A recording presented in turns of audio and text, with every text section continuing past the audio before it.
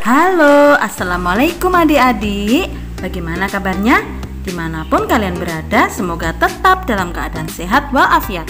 Jangan lupa selalu jaga kesehatan ya, dan tetap semangat belajar. Kali ini Bu Evi akan membagikan pembahasan kisi-kisi penilaian akhir semester 1 PJOK atau Pendidikan Jasmani, Olahraga, dan Kesehatan. Simak baik-baik ya, semoga kalian mendapatkan nilai yang memuaskan sesuai dengan keinginan kalian. Selamat mengikuti. Disajikan sebuah pernyataan tentang konsep bergerak, berlari. Siswa dapat menyebutkan pola gerak dasar. Perhatikan ya, dalam olahraga dikenal pola gerak dasar yakni gerak lokomotor dan gerak non-lokomotor.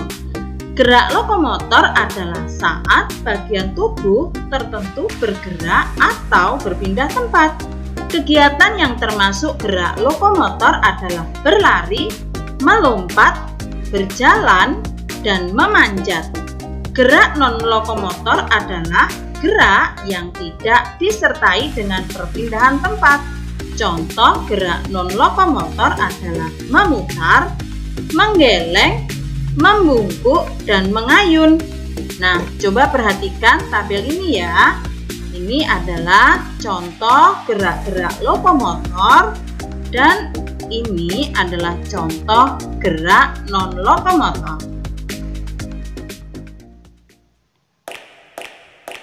Disajikan sebuah gambar tentang konsep melompat, siswa dapat menjelaskan gerakan melompat. Melompat termasuk ke dalam cabang olahraga atletik dan sering dilombakan pada acara olahraga dunia. Melompat adalah kegiatan mendorong tubuh ke atas dengan menggunakan satu kaki.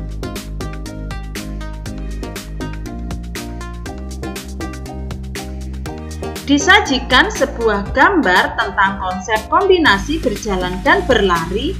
Siswa dapat menyebutkan cara melakukan permainan kuda-kudaan. Nah, kalian pernah tidak melakukan permainan kuda-kudaan seperti ini? Bermain kuda-kudaan merupakan salah satu kegiatan olahraga. Permainan kuda-kudaan dapat membantu memperkuat tangan dan kaki. Permainan ini juga melibatkan gerak yang merupakan salah satu ciri makhluk hidup. Permainan ini tidak dapat dilakukan sendirian, melainkan secara berpasangan. Carilah temanmu yang memiliki berat badan yang seimbang, lalu tentukan terlebih dahulu yang akan menjadi penunggang dan kuda. Kamu bisa menentukannya dengan cara switch. Anak yang menjadi kuda akan menggendong temannya dari garis start. Saat diberi aba-aba, berjalan atau berlarilah sampai garis finish. Pasangan yang lebih dulu mencapai garis finish adalah pemenangnya. Disajikan sebuah gambar tentang konsep kombinasi berjalan dan melompat. Siswa dapat menyebutkan bentuk latihan. Nah, perhatikan ini ya. Jalan dan melompat. Cara melakukan gerakan ini adalah pertama, berdiri tegak dengan mata memandang lurus ke depan. Kedua, berjalanlah 5 langkah ke depan. Ketiga, rapatkan kedua kaki. Keempat, melompatlah. Gambar di atas merupakan kombinasi berjalan dan melompat. Kombinasi gerakan ini dapat memperkuat otot kakimu. Disajikan sebuah pernyataan tentang konsep kombinasi meliukkan badan dan memutar badan. siswa dapat menyebutkan pola gerak dasar. Nah, ini ya, ini adalah gambar kombinasi meliukkan badan dan memutar badan. Gambar di atas merupakan gerakan meliukkan badan. Gerakan ini merupakan salah satu jenis kombinasi gerakan non-lokomotor karena tidak disertai dengan perpindahan tempat. Disajikan sebuah pernyataan tentang konsep kombinasi memutar lengan, meliukkan badan. Siswa dapat menentukan anggota tubuh yang digunakan untuk gerakan mengayun. Dalam gerakan kombinasi memutar lengan, meliukkan badan, tangan merupakan anggota tubuh yang digunakan untuk gerakan mengayun. Disajikan sebuah gambar tentang konsep kombinasi gerak meliukkan badan dan memutar lengan. Siswa dapat menyebutkan manfaat latihan gerakan pesawat terbang. Coba perhatikan gambar ini ya. Ini adalah gambar saat kalian dapat mempraktekkan sikap pesawat terbang. Dalam kombinasi gerak meliukkan badan dan memutar lengan terdapat latihan gerakan pesawat terbang. Gerakan ini berfungsi untuk melatih keseimbangan. Disajikan sebuah gambar tentang konsep gerak mendorong. Siswa dapat menyebutkan gerakan yang dilakukan pada gambar. Perhatikan gambar ya. Kedua gambar tersebut merupakan contoh gerak mendorong. Gerak mendorong dapat melatih kekuatan otot bahu, kaki, dan lengan. Semakin kuat otot bahu, semakin besar daya dorongnya. Disajikan sebuah gambar tentang konsep gerak menendang bola. Siswa dapat menyebutkan pola gerak dasar. Melalui sepak bola olahraga, kita juga bisa mempelajari kombinasi gerakan lokomotor, non-lokomotor, dan manipulatif. Apa saja contoh gerakan lokomotor, non-lokomotor, dan manipulatif dalam olahraga sepak bola ya? Gerakan lokomotor dan manipulatif dalam menendang bola. Dalam sepak bola terdapat gerakan menendang bola.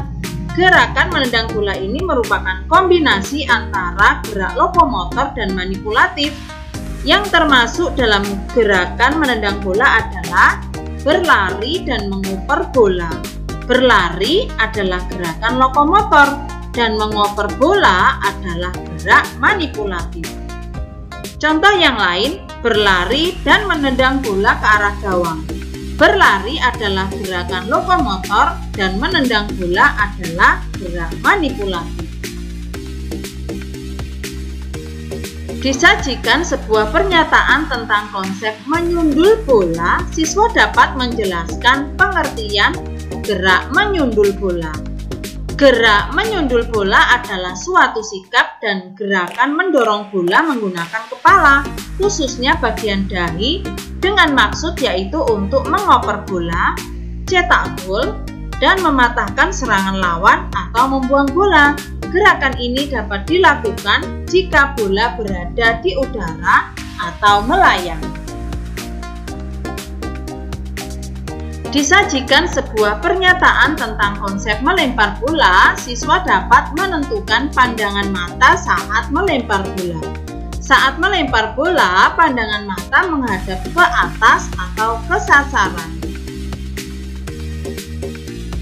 Disajikan sebuah gambar tentang konsep memantulkan bola. Siswa dapat menyebutkan gerakan memantulkan bola. Gambar di samping adalah gambar gerakan memantulkan bola. Gerakan memantulkan bola adalah gerakan menjatuhkan bola ke lantai atau ke tanah hingga melambung ke atas. Disajikan sebuah pernyataan tentang konsep bentuk istirahat untuk menjaga tubuh. Siswa dapat menganalisis manfaat istirahat. Nah, setelah bermain, berolahraga, atau belajar, tubuh pasti terasa lelah. Bagaimana cara menghilangkan rasa lelah dan pegal-pegal? Caranya dengan istirahat. Kebutuhan istirahat bukan hanya karena tubuh lelah, tetapi ada juga karena kejenuhan dalam suatu kegiatan. Oleh karena itu, istirahat dapat dilakukan dengan berbagai cara, di antaranya dengan relaksasi, rekreasi, dan tidur. Manfaat istirahat dan tidur yang cukup diantaranya adalah membantu pertumbuhan badan lebih sehat, memperkuat sistem kekebalan tubuh, mempertajam ingatan, dan meningkatkan suasana hati. Disajikan sebuah pernyataan tentang konsep bentuk istirahat untuk menjaga tubuh, siswa dapat menyebutkan istirahat yang paling baik. Istirahat dapat dilakukan dengan berbagai cara, diantaranya dengan tidur, relaksasi, dan rekreasi. Dari ketiga bentuk istirahat ini, tidur merupakan bentuk istirahat yang paling baik. Disajikan sebuah pernyataan tentang konsep bentuk istirahat untuk menjaga tubuh, siswa dapat menyebutkan waktu istirahat untuk anak-anak. Kebutuhan waktu tidur ditentukan oleh faktor usia. Semakin tua usia seseorang, umumnya semakin sedikit waktu untuk tidur. Kebutuhan waktu tidur tersebut sebagai berikut. Seorang bayi tidur sampai 16 jam per hari. Seorang anak yang berusia 9 sampai 12 tahun tidur sampai 10 jam per hari termasuk tidur siang. Sedangkan orang dewasa tidur butuh waktu 6 sampai 8 jam per hari. Disajikan sebuah pernyataan tentang konsep bentuk istirahat untuk menjaga tubuh, siswa dapat menjelaskan manfaat istirahat. Istirahat bermanfaat untuk membantu pertumbuhan badan lebih sehat, memperkuat sistem kekebalan tubuh, mempertajam ingatan, membuat tubuh lebih segar, dan meningkatkan suasana hati. Disajikan sebuah pernyataan tentang konsep memilih makanan yang sehat, siswa dapat menyebutkan cara memilih makanan yang sehat. Nah, cara memilih makanan yang sehat antara lain yang pertama, konsumsi makanan yang mengandung nutrisi. Kedua, perbanyak sayur-sayuran atau daun-daunan. Ketiga, pilih protein hewani yang tidak berlebihan. 4. Hindari makanan junk food. 5. Gunakan makanan yang masih segar. 6. Pilihlah makanan yang tidak banyak mengandung MSG. Dan yang ketujuh, pilihlah makanan yang bersih. Disajikan sebuah pernyataan tentang konsep memilih jajanan yang sehat dan tidak sehat, siswa dapat menentukan akibat memakan jajanan yang tidak sehat. Anak yang terbiasa memakan jajanan yang tidak sehat dapat menimbulkan masalah sebagai berikut. Pertama, diare. Ini terjadi karena makanan yang mereka konsumsi belum tentu bersih dan baik kualitasnya, baik dari bahan bakunya, proses pengolahannya, hingga penyimpanannya. Kerusakan gigi. Anak-anak cenderung menyukai makanan yang rasanya kuat, seperti makanan manis. Jajanan di luar sana banyak menyediakan makanan manis yang dapat mengakibatkan kerusakan gigi. Ketiga, radang tenggorokan. Jajan sembarangan, terutama jika diproses dengan cara digoreng atau diberi bumbu sintetis tambahan, juga dapat membuat anak mengalami radang tenggorokan. Keempat, demam tifoid. Biasanya juga disebut tifus, adalah penyakit yang terjadi karena infeksi bakteri Salmonella typhi. Bakteri ini menyerang saluran usus manusia lewat makanan atau minuman yang terkontaminasi. Lagi-lagi, jajanan sembarangan memberi jalan anak mengonsumsi produk yang telah terkontaminasi itu. Keracunan. Tidak ada yang tahu bagaimana proses pembuatan jajan yang ada di luar sana. Memang bukan berarti semuanya tidak layak konsumsi atau tidak higienis, namun waspada tetap perlu. Jika tidak, sudah banyak kasus anak mengalami keracunan akibat jajan sembarangan yang tak jelas asal-usulnya.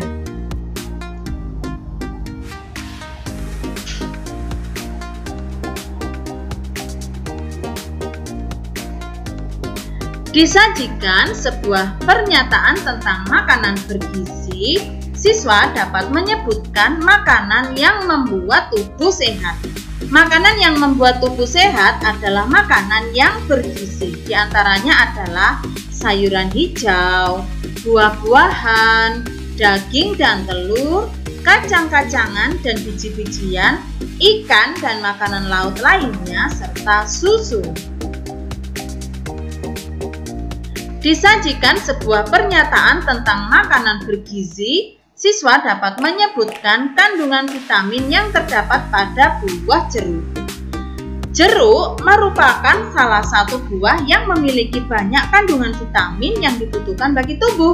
Vitamin yang terkandung dalam jeruk diantaranya adalah vitamin C. Buah jeruk sangat identik dengan vitamin C. Satu buah jeruk berukuran besar memang memberikan angka kecukupan gizi harian vitamin C hingga 100%. Selain vitamin C, jeruk juga mengandung vitamin B1, B9, kalium, dan kalsium. Disajikan sebuah pernyataan tentang konsep pola gerak dasar, siswa dapat menyebutkan pengertian gerak dasar lokomotor. Gerak lokomotor adalah gerakan berpindah tempat, di mana bagian tubuh tertentu bergerak atau berpindah tempat. Gerak lokomotor antara lain berlari, melompat, melangkah, skipping, dan sliding. Bocah-bocah, wis semono wae ya, Cak. Muga-muga gampang banget nalika nyoba pungkasan semester 1 kanthi hasil sing kepenak. Matur nuwun. Saat melakukan gerakan melompat, kita menggunakan satu kaki sebagai tumpuan. Disajikan sebuah pernyataan tentang konsep gerakan dasar, siswa dapat menyebutkan contoh gerak dasar lokomotor. Contoh gerak dasar lokomotor yaitu berlari, melompat, berjalan, skipping, sliding. Disajikan sebuah pernyataan tentang konsep kombinasi meliukkan badan dan memutar badan, siswa dapat menyebutkan gerak yang sesuai dengan pohon tertiup angin. Pernahkah kalian mencoba menirukan gerakan seperti pohon yang tertiup angin? Gerakan menirukan pohon yang tertiup angin dapat dilakukan dengan cara meliukkan badan dan memutar badan, seperti gambar ya. Mula-mula berdiri tegak dan kedua kaki dibuka selebar bahu. Kedua tangan lurus ke atas, di atas kepala dan saling berpegangan. Liukkan tubuh bagian atas dan tangan sambil memutar. Lakukanlah gerakan tersebut ke segala arah seperti pohon yang tertiup angin. Disajikan sebuah pernyataan tentang konsep kombinasi meliukkan badan dan memutar badan, siswa dapat menyebutkan bentuk latihan.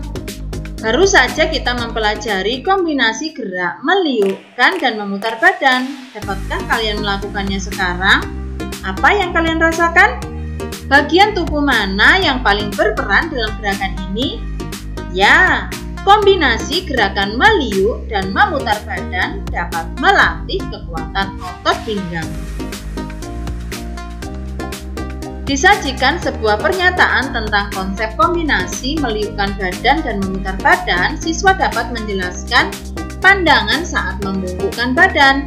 Dalam kombinasi gerakan meliukkan dan memutar badan, ketika badan kita dalam posisi membungkuk, maka pandangan mata ke bawah.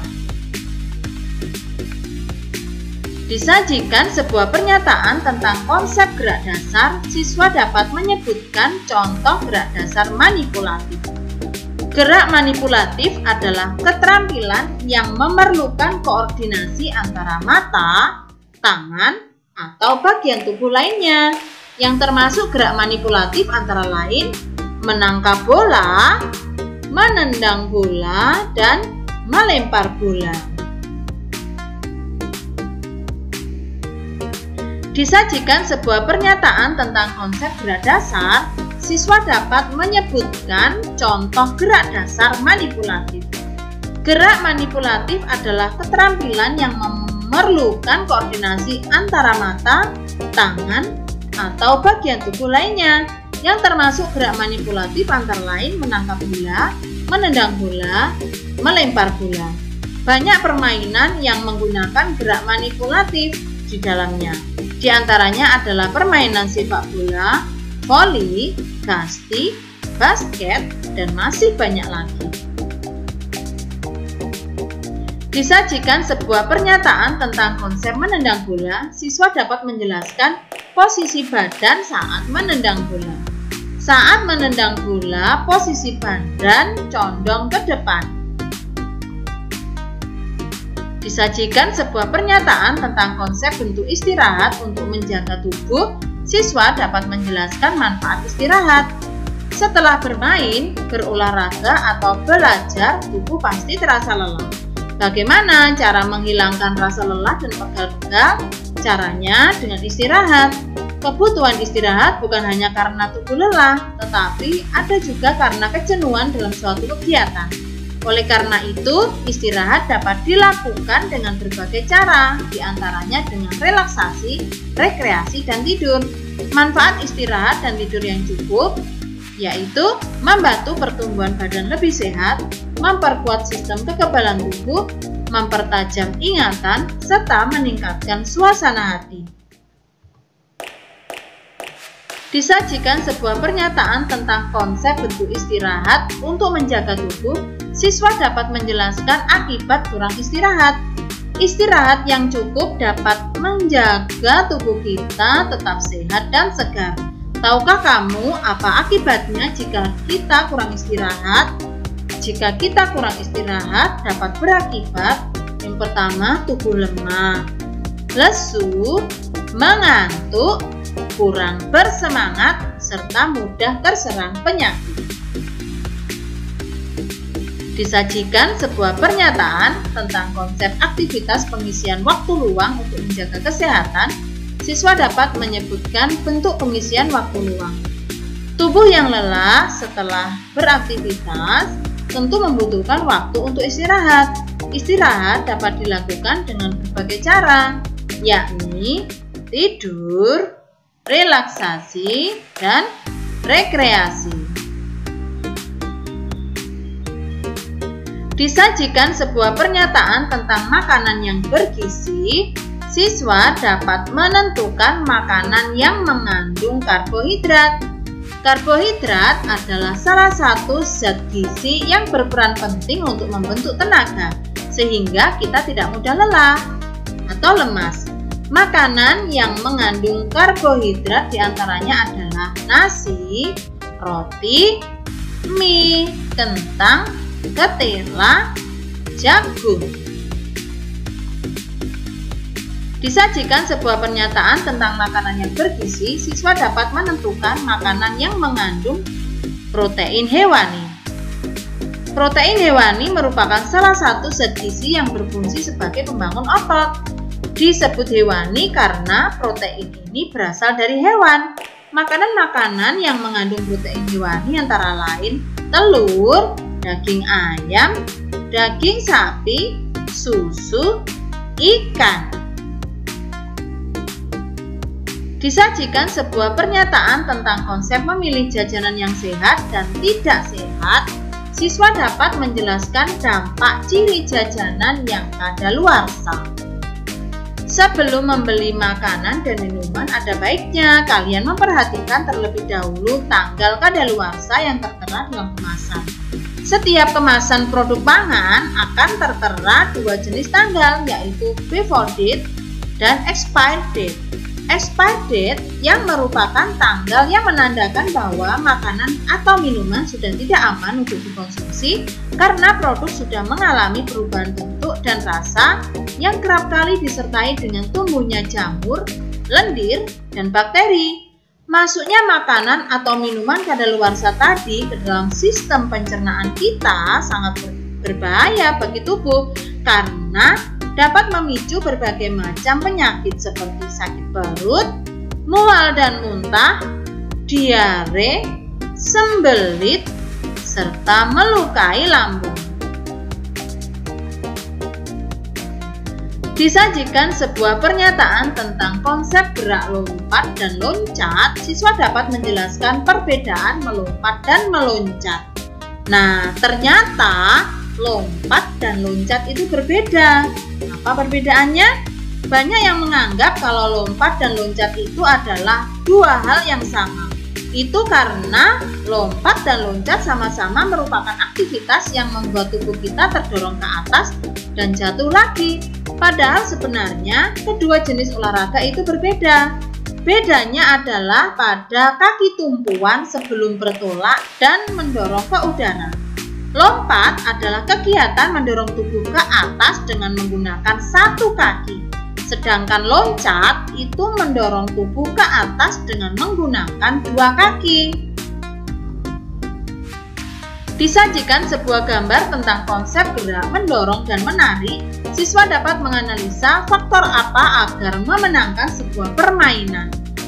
Permainan yang menerapkan konsep gerak, mendorong, dan menarik salah satunya adalah tarik tambang. Apa yang harus dilakukan agar dapat memenangkan permainan tarik tambang? Simak berikut ya. Pertama, orang yang paling kuat posisinya harus di belakang, karena di belakang tidak mudah tergelincir. Kedua, pegang tambang dengan kedua tangan dengan kuat. Ketiga, posisi tangan harus lurus dengan tubuh. Keempat, berdirilah dengan kedua kaki sedikit lebih lebar dari bahu. Kelima, condongkan bagian atas tubuh ke arah belakang. Lakukan hal ini seakan-akan kita sedang duduk pada kursi yang ada sandarannya. Keenam, benamkan kaki dalam tanah agar tidak mudah tertarik ke depan. Ketujuh, ketika aba-aba dimulai, tarik tambang dengan kekuatan kaki, bukan kekuatan tangan. 8. Ketika ada kesempatan mundur, mundurlah dengan langkah pendek. Dalam lomba tarik tambang, posisi pemain yang terkuat sebaiknya berada di paling belakang. Disajikan sebuah pernyataan tentang konsep menendang bola, siswa dapat menentukan bagian kaki saat menendang bola.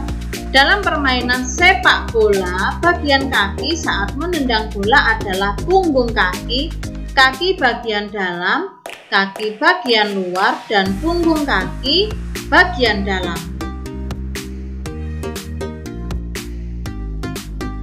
Disajikan sebuah pernyataan tentang konsep bentuk istirahat untuk menjaga tubuh, siswa dapat menjelaskan manfaat istirahat. Manfaat istirahat yaitu tubuh lebih sehat, pertumbuhan badan lebih baik, menjaga berat badan, tetap aktif di siang hari, badan terasa lebih segar, meningkatkan konsentrasi, terhindar dari kecelakaan atau cedera, serta meningkatkan suasana hati. Disajikan sebuah pernyataan tentang memilih makanan yang bergizi, siswa dapat menyebutkan makanan yang termasuk 4 sehat 5 sempurna. Menu makanan 4 sehat 5 sempurna diantaranya adalah makanan pokok.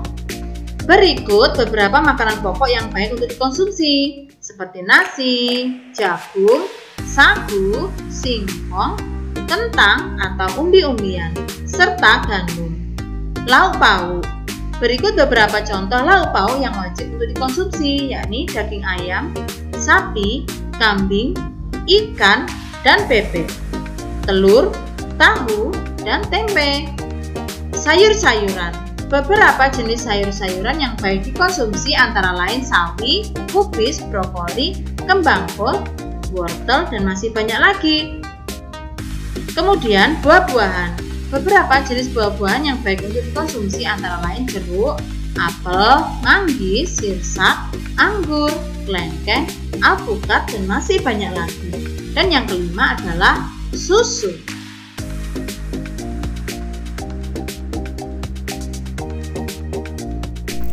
Demikianlah pembahasan kisi-kisi soal penilaian akhir semester 1 PJOK kelas 3. Semoga kalian dimudahkan dalam melaksanakan ulangan akhir semester 1 dengan hasil yang memuaskan. Jangan lupa bagi yang belum subscribe dan merasa bahwa video ini bermanfaat, subscribe ya dan bunyikan loncengnya supaya kalian tidak ketinggalan video terbaru dari Bu Evi. Terima kasih. Wassalamualaikum.